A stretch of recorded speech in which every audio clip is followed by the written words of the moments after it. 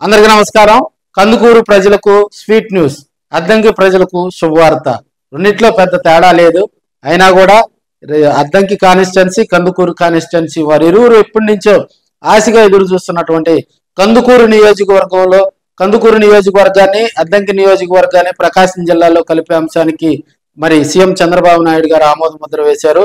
ఇప్పుడు ప్రస్తుతం బాపట్ల జిల్లాలో ఉన్నటువంటి అద్దంకి కాన్స్టిట్యున్సీని ప్రకాశం జిల్లాలో కలుపుతూ, అదేవిధంగా నెల్లూరు జిల్లాలో ఉన్నటువంటి కందుకూరు నియోజకవర్గాన్ని ప్రకాశం జిల్లాలో కలుపుతూ దానికి సంబంధించి కేబినెట్ లో కూడా మరి చంద్రబాబు నాయుడు గారు ఆమోద ముద్ర వేయడంతో కందుకూరు, అద్దంకి ఇవి రెండు కూడా ఒంగోలు మనకి ప్రకాశం జిల్లాలో కలవనున్నాయి. సో ప్రకాశం జిల్లా గనక చూస్తే అటు కందుకూరు నియోజకవర్గం, ఒంగోలు నియోజకవర్గం, సంతనూతలపాడు నియోజకవర్గం, అద్దంకి నియోజకవర్గం, కొండేపు నియోజకవర్గం, ఈ 5 నియోజకవర్గాలతో కూడా మరి విశాలమైనటువంటి ప్రకాశం జిల్లా ఏర్పడినట్టు మనకు తెలుస్తా ఉంది. ఎందుకంటే మరి కందుకూరు నియోజకవర్గానికి మనకి ఒంగోలు 45 నుంచి 50 కిలోమీటర్ల లోపు ఉంటుంది. సో దాని రేషియో కూడా కందుకూరు నియోజకవర్గంలో ఉన్నటువంటి మండలాలు ఒక్కొక్క మండలం ఇంకా మేబీ ఒక 20 కిలోమీటర్లు, 25-30 కిలోమీటర్ల లోపు ఉంటాయి. కాబట్టి ఓవరాల్ గా చూసుకుంటే వాళ్ళ జిల్లా హెడ్ క్వార్టర్ కు రావడానికి 70-80 కిలోమీటర్ల లోపే మనకి ఒంగోలు అందుబాటులో ఉంటది. అదేవిధంగా అద్దంకి నియోజకవర్గం చూస్తే మనకు 33 కిలోమీటర్ల దూరంలో అద్దంకి నియోజకవర్గం ఉంటది. సో అద్దంకి కాన్స్టిట్యున్సీ నుంచి దగ్గరకు వచ్చి వారు ఏదైనా కలెక్టరేట్ లో ఇబ్బంది ఉన్నా కూడా వాటిని పరిష్కరించవచ్చు.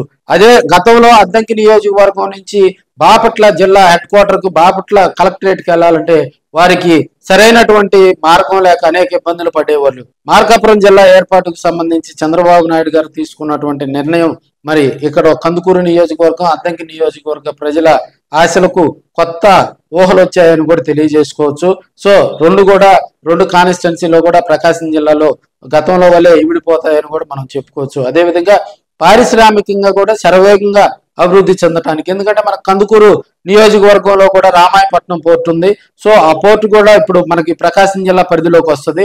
అదేవిధంగా మరి అద్దంకి కాన్స్టిట్యున్సీలో కూడా ప్రభుత్వ స్థలాలు అనేకం ఉన్నాయి కాబట్టి అక్కడ కొంత కొత్తగా కూడా కార్యాలయాలు ఏర్పాటు చేయాలన్నా, ఏదన్నా పెద్ద ప్రాజెక్టులు వచ్చినా కూడా కందుకూరు నియోజకవర్గంలో, అదేవిధంగా అద్దంకి నియోజకవర్గంలో కూడా మరిన్ని కార్యక్రమాలు చేసుకోవడానికి ప్రభుత్వానికి వీలుంటది. కాబట్టి ఈ 2 నియోజకవర్గాలను ప్రకాశం జిల్లాలో కలిపేలాగా కూడా చంద్రబాబు నాయుడు గారు చర్యలు తీసుకోవడం జరిగింది. అయితే మొన్న జరిగినటువంటి ఒక కార్యక్రమంలో కందుకూరు లాస్ట్ వరకు కూడా నెల్లూరు పెద్దారెడ్డిలో ఆపుతున్నారనే టాక్ అయితే వచ్చింది. అయితే నెల్లూరు పెద్దారెడ్డిలో పాసికలు పారలేదు.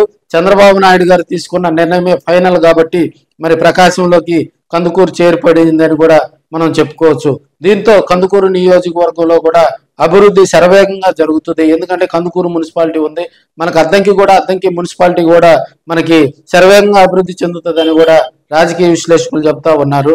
మరో మార్కాపురం జిల్లా ఏర్పాటుకు మరి దానికి సంబంధించి కూడా ఆమోద ముద్ర వేయటం జరిగింది. మొత్తంగా రాష్ట్రంలో మరో 3 కొత్త జిల్లాలు వచ్చి చేరనున్నాయి. మార్కాపురం జిల్లాలోకి వచ్చేసరికి మనకి దర్శి నియోజకవర్గం, అదేవిధంగా మార్కాపురం నియోజకవర్గం, ఎర్రగొండపాలెం నియోజకవర్గం, కనిగిరి నియోజకవర్గం, గిద్దలూరు నియోజకవర్గం, వీటితోటి మార్కాపురం జిల్లాను కనుక ఏర్పాటు చేస్తే రాబోయే రోజుల్లో కూడా అక్కడ ఎలాంటి ఇబ్బందులు లేకుండా భౌగోళికంగా కూడా మరి మార్కాపురం హెడ్ క్వార్టర్ నుంచి ఎర్రగొండపాలెం 30 కిలోమీటర్లు, 35 లోపు ఉంటుంది. కాబట్టి అదేవిధంగా మార్కాపురం నుంచి కనిగిరి కూడా చాలా వాళ్ళకి దగ్గరగా వెసులుబాటుగా ఉంటుంది. గిద్దలూరు కూడా మేబీ 70 కిలోమీటర్ల లోపే ఉంటుంది. కాబట్టి మార్కాపురానికి, గిద్దలూరు ఆ ప్రాంతాలను కూడా కలిపే ప్రతిపాదన కూడా ప్రభుత్వం పరిశీలించింది.